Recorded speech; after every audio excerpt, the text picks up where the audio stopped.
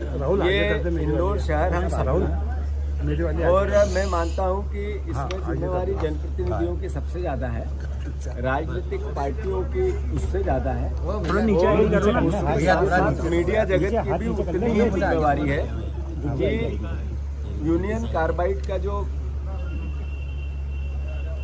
कचरा है उसको जलाने को लेकर कोर्ट के आदेश से सरकार ने पीथमपुर में राम की कंपनी में भेजा गया, जो एक रात में आज आकर डंप हो चुका है। सवाल ये है कि राम की यहाँ से 30-35-40 किलोमीटर, इंदौर से 30 किलोमीटर दूर है, तो इंदौर शहर पे इसका असर क्या होगा?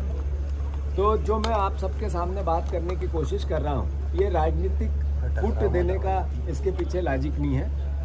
जब मेरी ताई से बात हुई तब भी यही बात हुई कि हमें इसको राजनीतिक मुद्दा नहीं बनाना है, इंदौर का मुद्दा बनाना है। क्यों बनाना है? ये इसलिए कि आज से कुछ साल पहले रामकी में 10 टन कचरा जलाया गया। अगर आप प्रत्यक्ष रूप से रामकी के आसपास से 6-7 किलोमीटर के रेडियस में जाके रिपोर्टिंग करोगे तो आपको पता चलेगा कि वहाँ फसल जो 5 कुंटल होती थी वो 1 कुंटल होने लगी। जो पानी था वो पीने योग्य नहीं बचा ट्यूबवेल का। जो असर होना था 10 टन इसलिए जलाया था कि इसके असर को चेक करना, तो असर हुआ।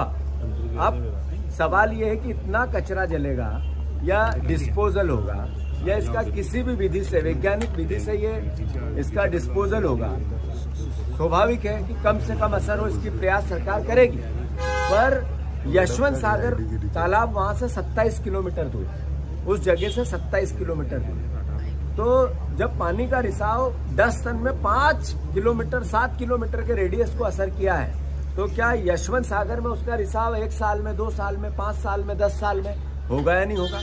और जब उसके यशवंत सागर यही शहर पीता है, यहीं पे यूज होता है, उपयोग होता है, तो इसका असर हमारे परिवार पे कितना होगा, आपके परिवार पे कितना होगा, इंदौर शहर के परिवार पे कितना होगा? तो इसका एक्सपर्ट्स जितने हैं उनसे जब तक इस बात का क्लियरेंस नहीं हो कि इसका असर कितना होगा, तब तक ये कचरा डिस्पोजल नहीं होना चाहिए। एक दूसरी बात, ये कांग्रेस और बीजेपी का मुद्दा नहीं है, ये मुद्दा है इंदौर शहर का।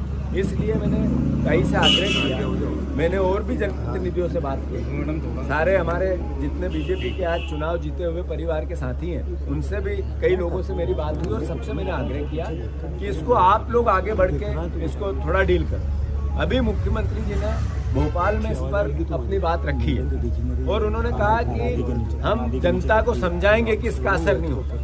बिल्कुल मुख्यमंत्री का दायित्व है और हम विपक्ष में जनप्रतिनिधि हैं, तो हमारा भी दायित्व है कि आखिर अल्टीमेटली डिस्पोजल तो होना है, पर कहाँ होना है, कैसे होना है, इसका असर कैसे नहीं होगा, ये सवाल बनते हैं। तो मैं मानता हूँ कि एक एक्सपर्ट्स की टीम बनानी चाहिए, फिर से इसका परीक्षण होना चाहिए, पिछला जितना हुआ उसका कितना असर हुआ इसका जनता के डोमेन में बात आनी चाहिए, और फिर ये होगा तो क्या असर हो सकता है आज कल परसों, 10 साल बाद, 5 साल बाद, उसकी भी क्लियरिटी होनी चाहिए। अगर इसकी इतनी शंका है, अभी कोरोना आया तो किसी को पता नहीं चला था कितना असर आया, सैकड़ों हजारों लोग चले गए हमारे बीच में से, हमारे परिवार के। तो जिस बात का असर कितना होगा पता नहीं है, तो फिर हम ये रिस्क क्यों लें, ये सवाल है। और फिर यहीं पे क्यों पीथमपुर आज बंद है, धार में इसका विरोध हो रहा है, इंदौर में इसका, यशवंत सागर और इंदौर जिले के सारे बेटमा क्षेत्र में असर होगा, और वही पानी हम यहाँ पियेंगे तो इंदौर शहर में होगा। इसलिए मेरा सारे मीडिया जगत के साथियों से आग्रह है, आप लोग भी इसमें बढ़ चढ़कर हिस्सा लें। ये कोई राजनीतिक मुद्दा नहीं है, कोई कांग्रेस और बीजेपी के हिस्से से हम सवाल खड़े करें, अभी वो परिस्थिति नहीं है। मैं मुख्यमंत्री से आग्रह करता हूँ कि आपका इसका निष्पादन का क्लियरिटी करके लोगों को अंडरस्टैंड करना, समझाना आपका दायित्व हो सकता है।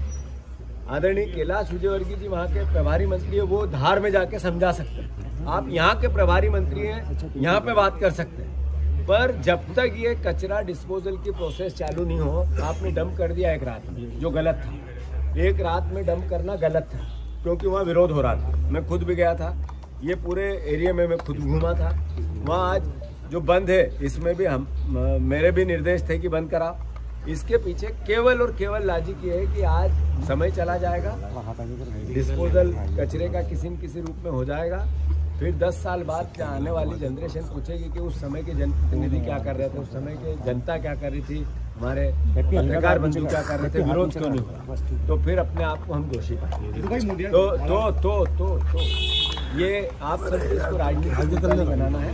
ये इंदौर शहर का मुद्दा है, इस पर कहीं भी जो निर्देश मिले या उनसे मेरी चर्चा हुई या हमारे आपस में कन्वर्सेशन हुआ, यही हुआ। जो और जनप्रतिनिधि बीजेपी के से बात हुई उनसे भी यही हुआ, और मैं आपसे भी आग्रह यही कर रहा हूँ कि ये राजनीतिक मुद्दा नहीं है, इंदौर शहर का मुद्दा है।